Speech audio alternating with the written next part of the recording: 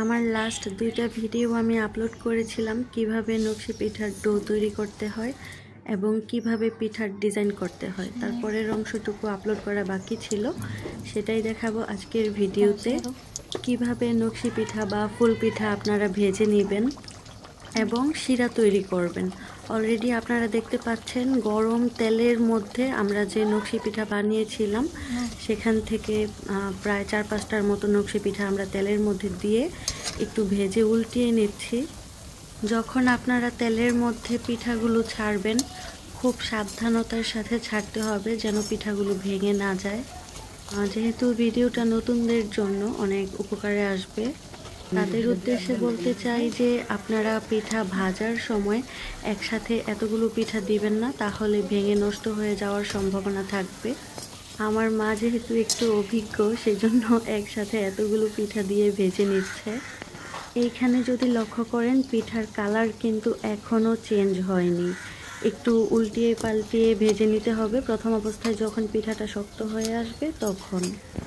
আর পিঠাগুলো হচ্ছে যে অনেক বেশি ভাজতে যাবেন না, তাহলে পুড়ে যাওয়ার সম্ভাবনা থাকবে, তখন খেতেও তিতা লাগবে। এখন যদি আপনারা লক্ষ্য করেন এরকম যখন একটু বাদামি রঙের হয়ে আসবে পিঠার কালারগুলো ভেজে নেওয়ার সময়, এ পর্যায়ে আপনাদেরকে নামিয়ে নিতে হবে।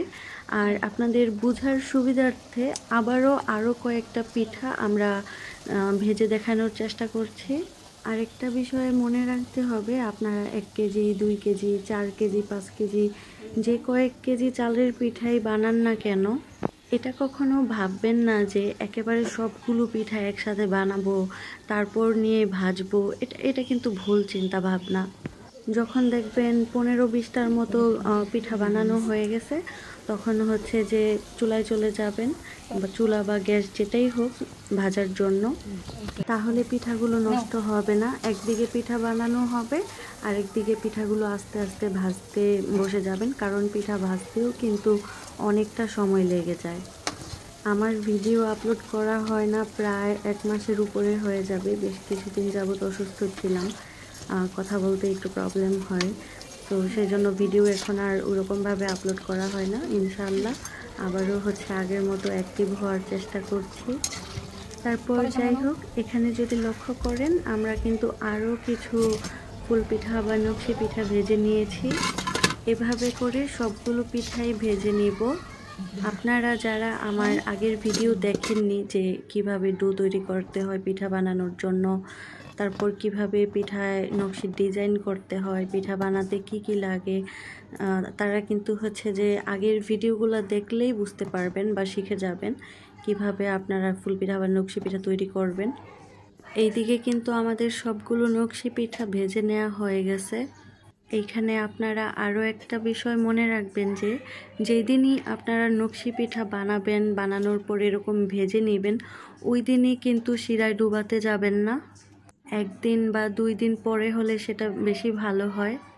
এরপরে যদি আরও কিছুদিন দেরি হয়, সপ্তাহ বা 15-20 দিন, তাতেও সমস্যা নেই, তখনও আপনারা শিরায় ডুবিয়ে নিতে পারেন। কিন্তু পিঠা বানানোর পর যখন এরকম হালকা একটু ভেজে রাখা হয় তখন কিন্তু এই পিঠাটা খেতে অনেক বেশি মজা হয়। তারপর চলে আসলাম কয়েকদিন পর কিভাবে শিরাটা হচ্ছে তৈরি করবেন। আর আমরা হচ্ছে আমাদের আঞ্চলিক ভাষায় বলি যে এই ফুল পিঠাগুলা পাক দিব কিভাবে, ওইটা। এখানে আমরা কিছু আখের গুড় নিয়ে নিছি আর সামান্য একটু পানি দিয়ে তারপর হচ্ছে গ্যাসের চুলায় বসিয়ে দিছি। একটু অনবরত হচ্ছে নেড়ে নিতে হবে এই গুড়গুলোকে। আপনারা যে কোনো গুড় এখানে চাইলে নিয়ে নিতে পারেন, কিন্তু আখের গুড় হলে সেটা ভালো হয়। মিঠাই বা গুড়ের কালার কিন্তু পরিবর্তন হয়ে এসেছে। লো মিডিয়াম আছে হচ্ছে যে এই গুড়টাকে একটু করে নিতে হবে। এই নকশি পিঠাগুলো আমাদের নারায়ণগঞ্জ রূপগঞ্জের ঐতিহ্য। ঈদ আসলে, ঈদ বা যে কোনো অনুষ্ঠান, বিয়ে বলেন বা যে কোনো অনুষ্ঠান আসলেই আমরা হচ্ছে যে এই পিঠাগুলো তৈরি করি। এইদিকে আমাদের শিরা জাল করা হয়ে গেছে। যখনই আপনারা দেখতে পাবেন যে একটার পরিমাণ শিরাটা হাতে লেগে আসছে তখন ওই শিরাটা নামিয়ে নেবেন। এখন এই পর্যায়ে এসে তেল গরম করে পিঠাগুলো আবার হালকা করে ভেজে নেবেন। বেশি কড়া ভাজতে যাবেন না, তাহলে পুড়ে যাবে আর খেতে তিতা লাগবে। আপনারা ভিডিওতে লক্ষ্য করলেই বুঝতে পারবেন এখানে আমরা কিভাবে এই কাজটা করছি। একদিকে হচ্ছে কড়াইয়ের মধ্যে আমরা পিঠাটা হালকা একটু ভেজে নিচ্ছি, আরেকদিকে গুড়ের মধ্যে হচ্ছে পিঠাগুলো দিয়ে তারপর হচ্ছে পাক দিয়ে নিচ্ছি। দেখেন কত সুন্দর হয়েছে। আর এই পিঠাগুলো কিন্তু খুবই মচমচে, খেতেও অনেক মজা। একসাথে অনেকগুলো দিতে যাবেন না, একটা বা দুইটা, সর্বোচ্চ তিনটা, মানে দুইটার মধ্যে হলেই ভালো হয়। এরকম হালকা একটু ভেজে নিয়ে তারপর হচ্ছে গুড়ের মধ্যে চুবিয়ে নিতে হবে। ভিডিওতে ভয়েস দিতে আসলে অনেক কষ্ট হয়েছে, তারপরও কিছু করার নাই, যেহেতু অনেক দিন হয়ে গেছে আমি কোনো ভিডিও আপলোড করছি না, সেজন্য ভাবলাম আজকে যেহেতু একটু শরীরটা ভালো লাগছে একটা ভিডিও আপলোড করি, সেজন্য এই ভিডিওটা বানানো।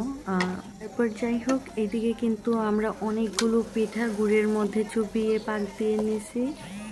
আর আপনারা কে কোন জায়গা থেকে আমার ভিডিওটি দেখছেন কমেন্টস করে জানাতে পারেন। যদি কেউ উপকৃত হয়ে থাকেন, কারো ভালো লাগে, তাহলে অবশ্যই আমার ইউটিউব চ্যানেলটি সাবস্ক্রাইব করে পাশেই থাকবেন।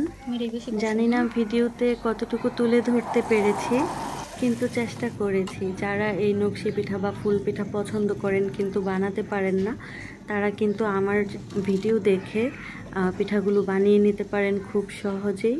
সামনেই যেহেতু ঈদ চলে এসেছে, ভিডিও আর বড় করছি না। আজকের মতো এই পর্যন্তই। সবাই ভালো থাকবেন, আমার জন্য দোয়া রাখবেন। টাটা, বাই বাই, আল্লাহ হাফেজ।